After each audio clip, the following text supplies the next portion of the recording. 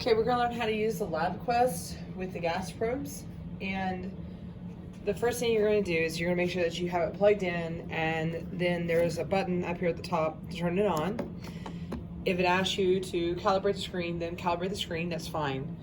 And then once we have that, then we need to go ahead and we need to connect it to our iPads. Now, you need to make sure that you have an app, and it's can be downloaded through the school, and it's called Vernier Graphical, and it looks like this. We're going to open that up, and I'm going to step you through the process of how to get the LabQuest and the iPad talking to each other.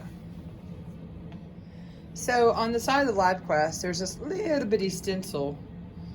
We're going to pull that out, and we are going to click on this little Wi-Fi connection. Now I can also click it here as well, and what I need this address right here. So when you open graphical analysis, you're going to click on the part that says data sharing, and then you're going to click this plus sign right here. And once you have that, you're going to type in this number right here as we have it, so 10.181.7.134, and say connect. And it should be pretty fast. Once it does that, we're connected. If you have problems with it, we'll just have to change the Wi-Fi on it. We go between Apple Enrolled and SAIC, and usually we can get these hooked up. Okay, and that's how we hook those together. So when you get your gas probe, it's going to have two bags here. This is our sensor. We want to make sure that we don't burn any of the wires, so make sure you keep it up and away from anything we're heating. Okay, and this is going to click into the side panel right here. And it doesn't matter if I do channel 1, channel 2, or channel 3. Okay, I'm going to click on LabQuest app. Now at this point it's reading it says it's 94.68 kilopascals. And I'm going to show you some different stuff that we can use with it. So all this stuff that's in these baggies needs to come back together. So we have a syringe, and on some of the labs we will be using the syringe. We have a stopper that's going to come back in the bag, and you notice there's two extensions on the stopper. There's also a different kind of stopper here for a smaller container as well, and there's also a tube that needs to come back with it as well. And there is a valve, and then two clips here also for working with the tubes. So we're going to be using that throughout these experiments. Make sure that it all comes back into the baggies and it all gets checked back in at the end. So just to show you how this works, this syringe basically is just going to attach onto it like so, and we just unscrew it to take it off.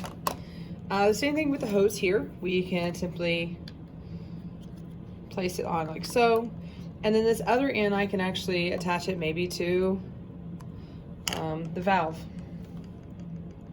here. Okay, right, and then I can attach that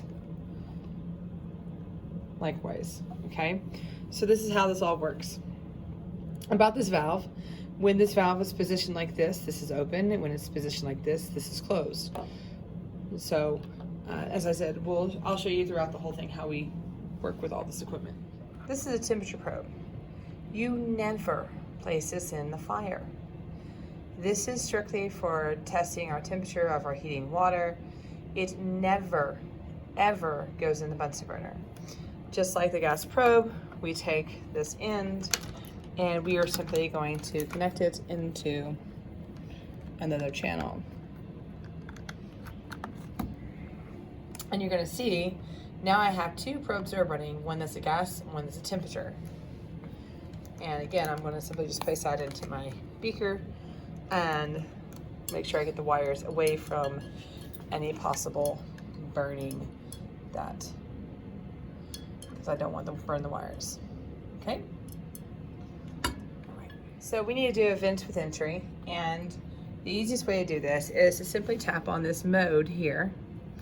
And when you go there, you click here and you say events with entry.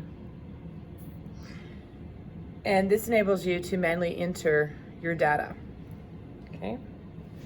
Now, the other choice is selected events. And there is a slight difference. So I can do event with entry, and then I have to type in what the event's going to be. Or I can do selected events, and I can name that event. So in this case, it's going to be volume, and my units would be milliliters.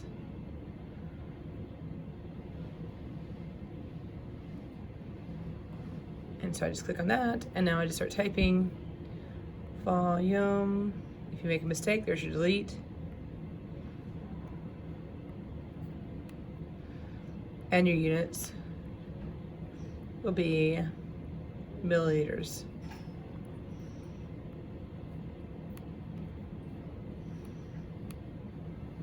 And that's how you get it selected. And